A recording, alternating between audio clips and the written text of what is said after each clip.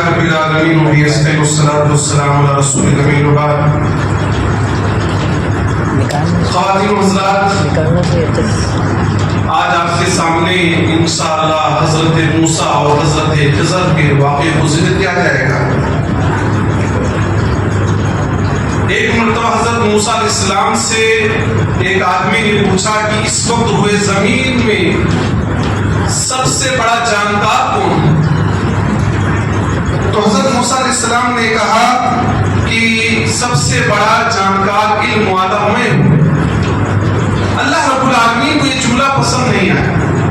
ہونا تو یہ چاہیے کہ حضرت موسیٰ علیہ السلام کو یہ کہنا چاہیے کہ اللہ اور بہتر اللہ اس کے رسول اللہ تعالیٰ زیادہ بہتر جانتا ہے کہ کون سب سے زیادہ علم والا ہے.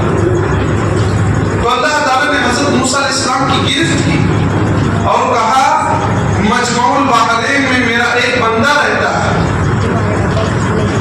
اس کے پاس جو علم ہے اس علم کی ہوا بھی تمہیں نہیں لگی ہے. اس کے پاس ایسی جانکاری ہے، ایسی نالج ہے جس کا علم تمہیں نہیں. اور جانتے ہو مجمع البحرین میں کون رہتے تھے؟ حضرت خضر رہتے تھے. خضر کے معنی ہریالی ہوتی، سبز کے ہوتے ہیں. وہ جہاں بیٹھ گئے، ایک مرتبہ کسی جگہ بیٹھ گئے تو وہ جگہ ہریالی ہوگی، اس لیے ان کو خضر کہا جاتا ہے. اللہ تعالیٰ نے مثال بتایا کہ مچھلی لے لینا. مچھلی سمندر میں جہاں نکل کر ٹوکرے سے نکل کر جہاں سمندر میں چلی جائے گی، سمجھ لیجئے گا وہی میرا بندہ ملے گا. حضرت موسیٰ علیہ السلام اپنے ساتھ نوجوان حضرت یوشع بن نون جو بعد میں نبی بنے ان کو لے کر گئے. حضرت موسیٰ علیہ السلام اور یوشع بن نون دن چلتے رہے اور پھر رات ختم ہو گئی. جب صبح ہوئی تو کہا ہمارا ناشتہ لا کر دیجیے جو ہم لے کر آئے مچھلی کی شکل میں. تو حضرت یوشع بن نون نے کہا ارے جس جگہ ہم لوگ پتھر پر سہارا لگا کر بیٹھے تھے وہیں پر مچھلی بیگ سے ٹوکرا سے نکل کر سمندر میں چلی گئی اور ایسا محسوس ہوا کہ سورج بنا کر چلی گئی. اور میں آپ کو بتانا چاہتا تھا لیکن شیطان نے مجھے بھلا کے میں بتا نہیں سکا. پھر وہ دونوں پیچھے پلٹ کر آئے اور مجمع البحرین میں حضرت خضر سے ملاقات ہوئی. تو حضرت خضر نے سے موسیٰ علیہ السلام نے کہا کہ اللہ تعالیٰ نے جو آپ کو علم دیا ہے، نالج دیا ہے، میں وہ علم حاصل کرنا چاہتا ہوں. اس سے ایک بات یہ بھی سمجھ میں آتی ہے علم حاصل کرنے کے لیے بسا اوقات آدمی کو اپنے گھر سے باہر نکلنا پڑتا ہے، مشقتیں برداشت کرنی پڑتی، بھوک پیاس برداشت کرنا پڑتا ہے. چنانچہ حضرت خضر نے کہا کیسے تم ہمارے پاس علم حاصل کر سکتے ہو جبکہ میرے پاس جو علم ہے وہ علم تمہارے پاس نہیں ہے. حضرت موسیٰ نے کہا میں علم حاصل کروں گا. تو حضرت خضر نے کہا جو میں کام کروں گا اس کام پر کوئسچن مت کرنا، سوال مت کرنا کہ یہ کام کیوں کر رہے ہیں. تب میرے ساتھ رہو اور صبر کرنا، سوال ہرگز نہ کرنا. چنانچہ حضرت موسیٰ اور حضرت خضر ایک کشتی پر سوار ہوئے اور کشتی مسکینوں کی تھی. تو حضرت خضر نے کشتی میں عیب لگا دیا، گویا کہ کشتی میں سوراخ کر دیا. حضرت موسیٰ علیہ السلام سے برداشت نہ ہوا اور کہا اے خضر آپ کشتی میں سوراخ کر کے اس کے پٹرے کو پھاڑ کر پورے کشتی والوں کو ڈبانا چاہتے ہیں. حضرت خضر نے کہا کہ میں نے کہا تھا نا کہ میرے پاس سوال نہ کرنا اور صبر نہیں کر پاؤ گے. انہوں نے کہا مجھے معاف کر دیجئے، میرے معاملے کو سخت نہ کیجئے، میں دوبارہ سوال نہیں کروں. حضرت موسیٰ اور خضر آگے بڑھے تو ایک لڑکا کھیل رہا تھا. حضرت خضر نے اسے مار دیا.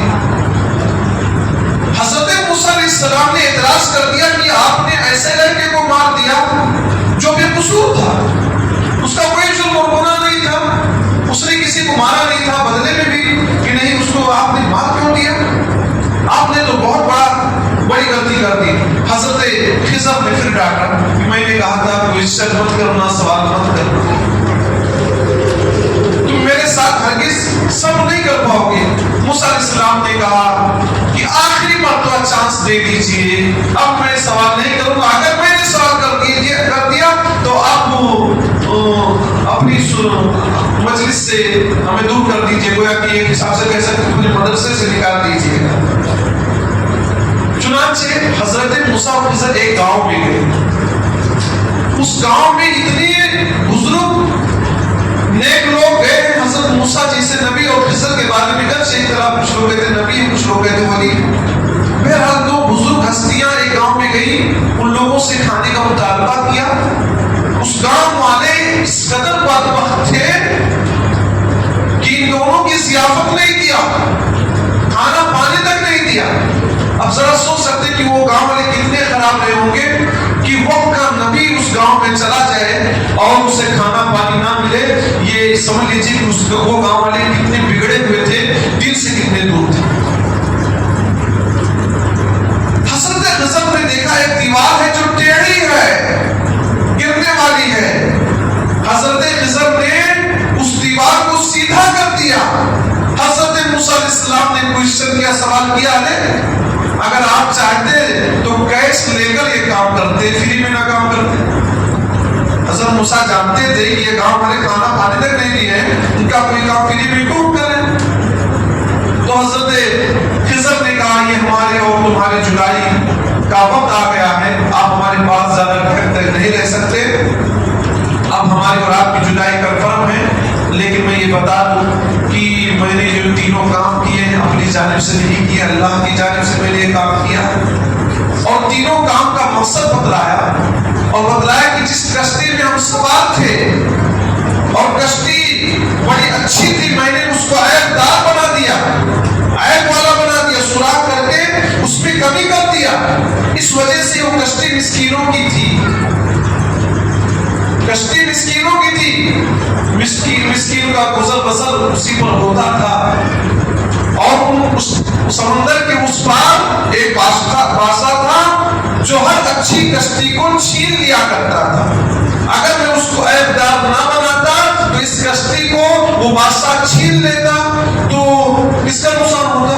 لڑکوں کا، مسکینوں کا نقصان ہوتا۔ اسی لیے میں اس میں لگا۔ پھر جو میں نے لڑکے کو مارا وہ اس لیے کہ لڑکا بڑا نافرمان تھا، مجھے حکم ہوا کہ اس کو مار دیا جائے، کہیں ایسا نہ ہو کہ اپنے والدین کو مجبور کر کے شرک کرا لے، گناہ کرا لے، برائی کرا لے، اور ہو سکتا ہے اللہ رب العالمین اس سے بہتر اولاد ان کے والدین کو، اس کے والدین کو عطا کرے۔ اسی لیے میں نے اس کو مان دیا کہ بہت بڑا مجرم، بہت بڑا گنہگار لڑکا یہ تھا، اور بعد میں جا کر یہ اپنے والدین کو مجبور کرتا گناہ۔ اور رہی بات وہ دیوار جس کو میں نے سیدھا کر دیا، یہ دیوار یتیموں کی تھی اور ان کے ماں باپ انتقال فرما گئے تھے، اور دیوار کے نیچے خزانہ تھا، اور میں نے دیوار کو اس لیے سیدھا کیا کہ لڑکے یتیم بچے جب بڑے ہوں گے تو دیوار کے نیچے سے خزانہ ملے گا، وہ اس سے فائدہ اٹھائیں گے۔ وَكَانَ أَبُوهُمَا صَالِحًا۔ اور دیوار کو میں نے سیدھی اس لیے بھی کیا کیونکہ ان کے ماں باپ نیک تھے، ان کی نیکی کا بدلہ بچوں کو مل رہا۔ اور آپ کیا ہے، بچوں کے فیوچر کے لیے بینکوں میں پیسہ جمع کر رہے ہیں، کچھ لوگ تو انشورنس کا بنوا رہے ہیں، LIC وغیرہ کی زندگی بھر وہ یہ ہے وہ ہے، بڑی فکر کر رہے ہیں، اور یہ نہیں جانتے کہ امیری غریبی وقت کا کھیل ہے، کبھی انسان امیر ہوتا ہے، کبھی غریب ہوتا ہے۔ آپ اپنے بچوں کے لیے کچھ چھوڑ کر جانا چاہتے تو نیک بن کر جائیے، اچھے بن کر جائیے، صالح بن کر جائیے، آپ کی موت کے بعد بھی اس کا فائدہ آپ کے بچوں کو ملے گا، جیسا کہ والدین نیک تھے، یتیم بچوں کو فائدہ ملا کہ حضرت خضر نے ان کی دیوار کو سیدھا کر دیا تاکہ بچے جب یتیم لڑکا بڑا ہوگا تو اس کے نیچے سے جو خزانہ اس کو حاصل کر لے گا۔ ایک طرف ہم یہاں غور کرتے ہیں تھوڑا سا، اگر دیوار خدا ناخواستہ گر جاتی، گاؤں والے اس قدر خبیث تھے، دین سے اس قدر دور تھے کہ یتیم بچے کی اگر دیوار گر جاتی خزانہ لوٹ لیتے۔ وہ اچھے لوگ نہیں تھے، شریف لوگ نہیں تھے کہ یتیم یتیم کی مدد کرتے بلکہ یتیم کے مال کو لوٹ لیتے، یہ وجہ بھی ہو سکتی ہے۔ تو معزز سامعین کرام، حضرت موسیٰ اور خضر کے واقعے سے کئی برتیں ملتی ہیں۔ یہ ایک برتیں ملتی ہیں کہ انسان کو علم حاصل کرنے کے لیے آگے جانا چاہیے، اور دوسری بات یہ کہ انسان کو اپنے علم کا، اپنے ہنر کا گھمنڈ نہیں ہونا چاہیے، مجھ سے اچھا کوئی نہیں، مجھ سے زیادہ جانکار کوئی نہیں، ایسا نہیں ہونا چاہیے۔ اور تیسری بات یہ، کسی بھی چیز کو حاصل کرنے کے لیے انسان کو صبر کرنا پڑے۔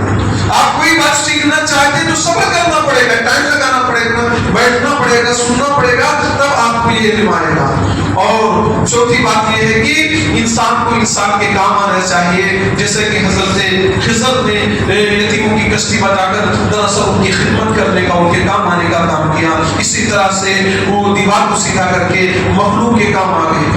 ہم کیا سوچتے ہیں اپنا بینیفٹ ہے تو آدمی کام میں آئے گا، اپنا فائدہ مل رہا ہے تو کسی کی مدد کرے گا، اگر فائدہ نہیں مل رہا ہے تو آدمی پیچھے ہٹ جائے گا۔ بہت سارے لوگوں کو دیکھا گیا سلام دعا بھی مطلب سے کرتے ہیں، اگر انہیں کچھ کھلاؤ پلاؤ تو سلام دعا کرتے ہیں، نہ کھلاؤ پلاؤ تو سلام دعا بند کر دیتے ہیں۔ حضرت خضر نے بغیر اجرت کے، بغیر پیسے کے ان یتیم لڑکوں کی دیوار کو سیدھا کر دیا۔ پتہ چلا انسان کو سماج میں رہ کر سماجی کام کو کرنا چاہیے، سوشل کام کرنا چاہیے، سوشل ورک کرنا چاہیے، دوسروں کے کام آنا چاہیے۔ کوئی غریب ہے، کوئی مجبور ہے، کوئی بیمار ہے، ہاسپٹل لے جانے کی ضرورت ہے وغیرہ، تو ہمیں اور آپ کو اس کے کام آنا چاہیے۔ آگے اللہ رب العالمین نے اسی صورت میں ذوالقرنین کے واقعے کو ذکر کیا ہے۔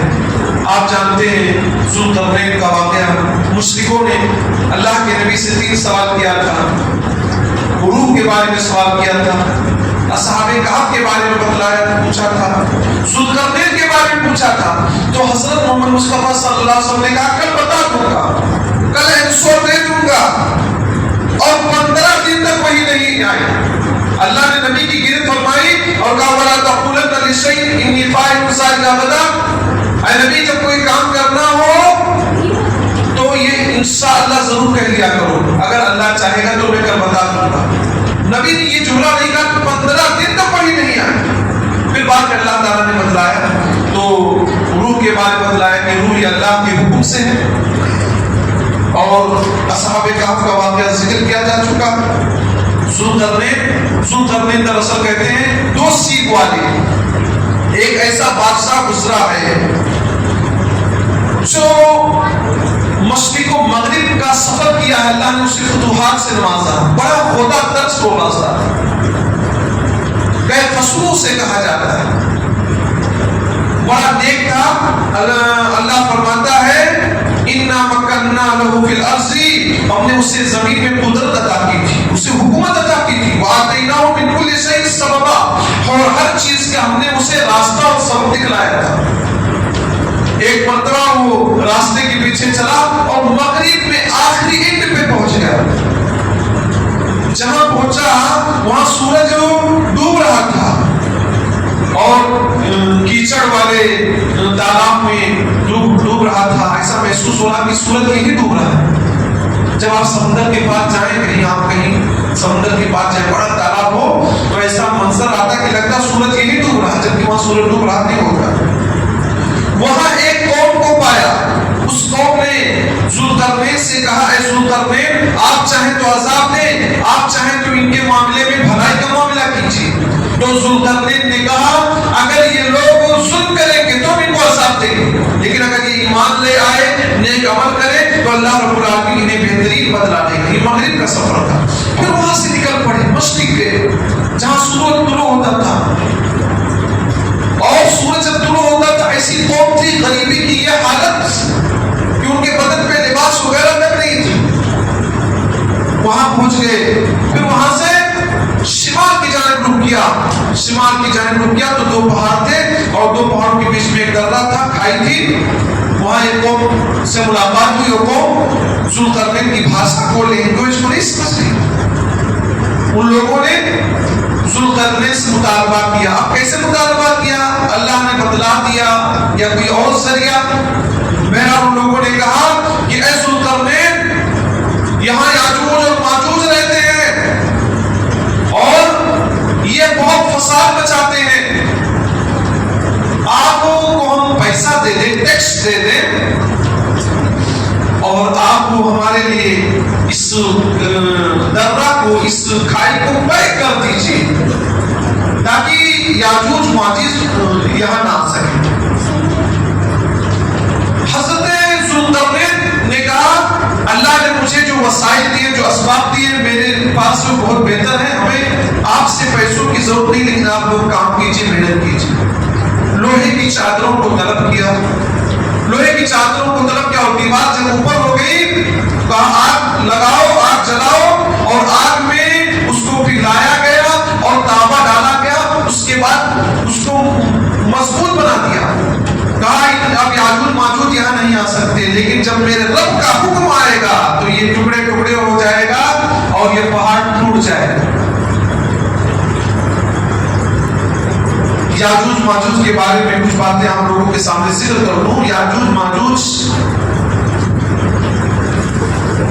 جب ان کو فتح یابی ملے گی وہاں سے ہر جانب ٹوٹ پڑے گی. اللہ کے رسول صلی اللہ علیہ وسلم فرماتے ہیں, ابو ہریرہ رضی اللہ عنہ سے روایت ہے کہ بے شک یاجوج ماجوج ہر روز کھدائی کرتے ہیں. جب دیکھتے ہیں کہ سورج ڈوبنے کے قریب ہے, سورج کی شعاؤں کو دیکھتے ہیں کہ ڈوبنے کے قریب ہے, تو کہتے ہیں, ان کا نگراں کہتا ہے لوٹ جاؤ, کل آ کر پھر ہم کھدائی کریں گے. انشاءاللہ نہیں کہتے ہیں, کل لوٹ جاؤ, کل آ کر پھر کھدائی کریں گے. پھر اگلے دن آتے ہیں, نیکسٹ ڈے آتے ہیں, اگلے دن آتے ہیں, تو دیکھتے ہیں کہ پھر پوری دیوار پھر ان کو کھودنا پڑتا ہے.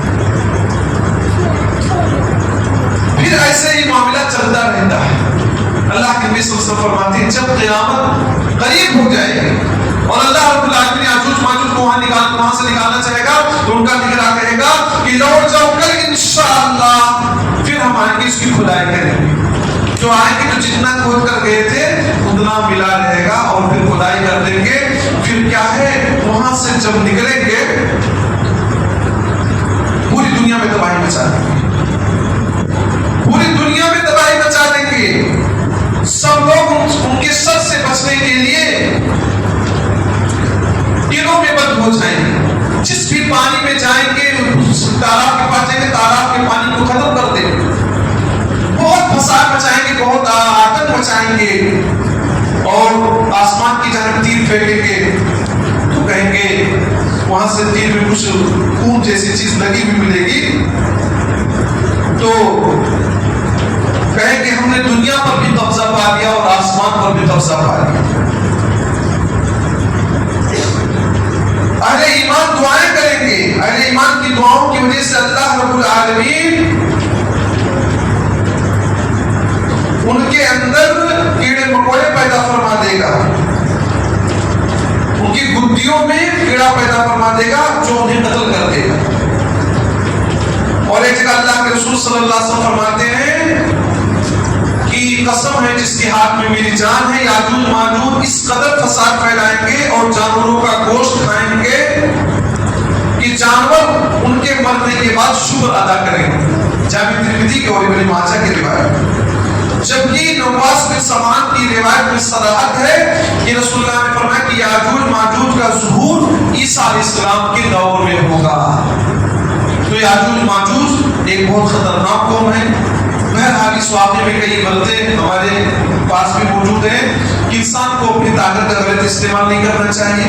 جیسے کہ ذوالقرنین کو اللہ نے بہت زیادہ طاقت دیا تھا, پوری دنیا میں تقریباً اس کی حکومت تھی, پھر بھی کسی کو عذاب نہیں دیا بلکہ مخلوق کے کام آیا. اور فسادی لوگوں کے فساد کو مٹانے کے لیے اللہ کی دی ہوئی دولت کو, طاقت کو اللہ کے راستے میں لگا دیا تاکہ کسی بھی انسان کو, کسی بھی مخلوق کو تکلیف نہ پہنچائے.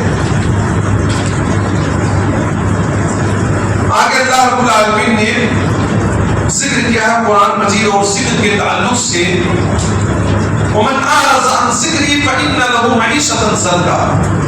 جو میرے ذکر سے اعراض کرے گا, جو میرے ذکر سے اعراض کرے گا.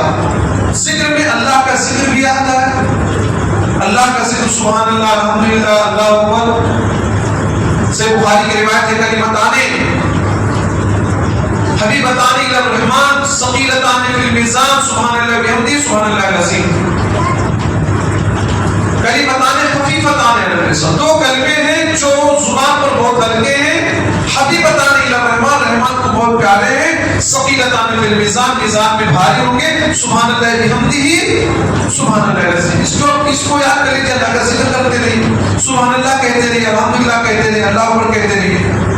اللہ فرماتا جو میرے ذکر سے اعراض کرے گا، میرے قرآن سے اعراض کرے گا، میرے ذکر سے اعراض کرے گا، نماز پڑھنے سے اعراض کرے گا، فَإِنَّ لَهُ مَعِيشَةً ضَنْكًا، ہم اس کی دنیا کی زندگی کو تنگ بنا دیں گے. اس کی دنیا کی زندگی میں بے چینی رہے گی، پریشانی رہے گی، سکون نہیں پائے گا. جو اللہ سے دور جائے گا، جو اللہ کے ذکر سے دور بھاگے گا، جو قرآن مجید کی تلاوت سے، قرآن مجید پر عمل کرنے سے دور بھاگے گا، روزہ نماز دین سے دور بھاگے گا، اللہ تعالیٰ کہتا ہے اس کی زندگی تنگ ہو جائے گی، پریشان کن ہو جائے گی، اسے سکون نہیں ملے گا، اسے اطمینان نہیں ملے گا. دنیا کی یہ حال ہے. وَنَحْشُرُهُ يَوْمَ الْقِيَامَةِ أَعْمَىٰ، اللہ کہتا ہے قیامت کے دن ہم اسے اندھا کر کے اٹھائیں گے، آنکھوں میں روشنی ہی نہ رہے گی. قَالَ رَبِّ لِمَ حَشَرْتَنِي أَعْمَىٰ وَقَدْ كُنتُ بَصِيرًا، کہے گا اللہ تو نے مجھے اندھا کر کے کیوں اٹھا لیا، میں تو دنیا میں دیکھتا تھا. قَالَ كَذَٰلِكَ أَتَتْكَ آيَاتُنَا فَنَسِيتَهَا، اللہ کہے گا اسی طرح تیرے پاس میری آیتیں آتی تھی، قرآن کی باتیں تمہیں بتائی جاتی تھی، فَنَسِيتَهَا، تم بھول جاتے تھے، قرآن پر عمل نہیں کرتے تھے. وَكَذَٰلِكَ الْيَوْمَ تُنسَىٰ، اسی طرح سے آج تمہیں بھی بھلا دیا جائے گا. تو اللہ کے ذکر سے کبھی بھی غفلت نہیں ہونا چاہیے، نماز ترک نہیں کرنا چاہیے، قرآن مجید پڑھتے رہو. پڑھ نہیں سکتے ہو تو جو پڑھ رہا ہے اس کے بازو میں بیٹھ کر سنو، قرآن مجید سیکھنے کی کوشش کرو.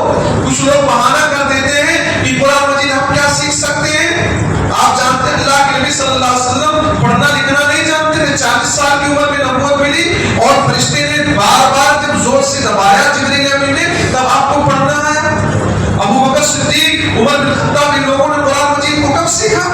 ظاہر سی بات ہے بہت لمبی عمر گزرنے کے بعد سیکھا ہے. ہمیں بھی آپ کو بھی قرآن مجید سیکھنے کی تڑپ ہونی چاہیے. چھوٹے چھوٹے کئی بچے حافظ ہیں، آپ ان سے بھی سیکھ سکتے ہیں، اور بھی علماء سے سیکھ سکتے ہیں. سیکھنے کی تڑپ ہونی چاہیے، قرآن سے محبت ہونی چاہیے. اللہ رب العالمین سے دعا ہے آمین. کہنے سننے سے زیادہ تمام مسلمان بھائیوں کو عمل کرنے کی توفیق دے. آمین. وآخر دعوانا الحمدللہ.